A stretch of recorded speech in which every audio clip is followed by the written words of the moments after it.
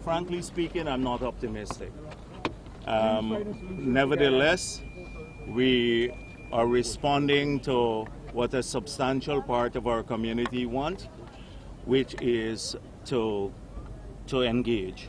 We're making this last attempt to engage with the government. That was opposition leader Jagdeo speaking to the media upon his arrival at the Ministry of the Presidency for a high-level meeting with President David Granger today. Jagdeo came out later stating that his team did not get past the first issue on the agenda, that is, setting a date for elections. Jagdeo also revealed that he turned down the offer to join a government delegation to meet GCOM on the issue. I said to him, no, we have absolutely no interest in meeting GCOM jointly, that he should meet GCOM himself because he has the duty as president to call elections.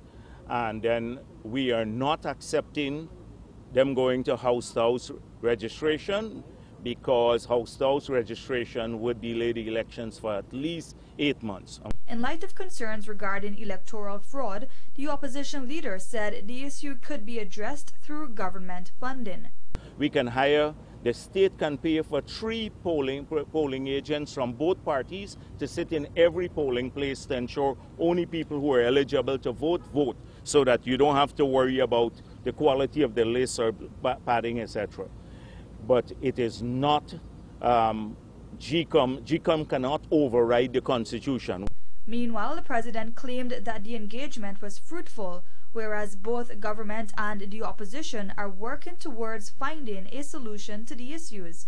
Granger did admit that discussions between him and Jagdeo and their respective teams were mainly centered on GCOM because it is the only entity that could deliver an election.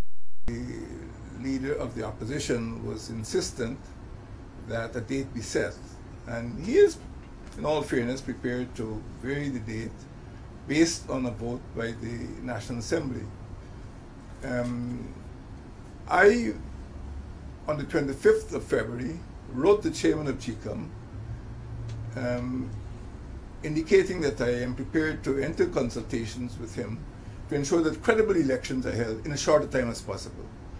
And I would like to meet him again. In fact, I'd like to meet the entire commission to determine what the needs are in terms of time and money.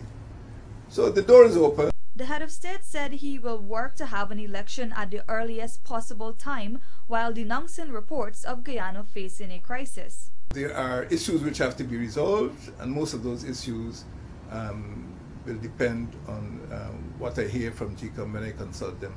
Government and 3 elections commissioners have already stated that the next general elections could not be held without house-to-house registration.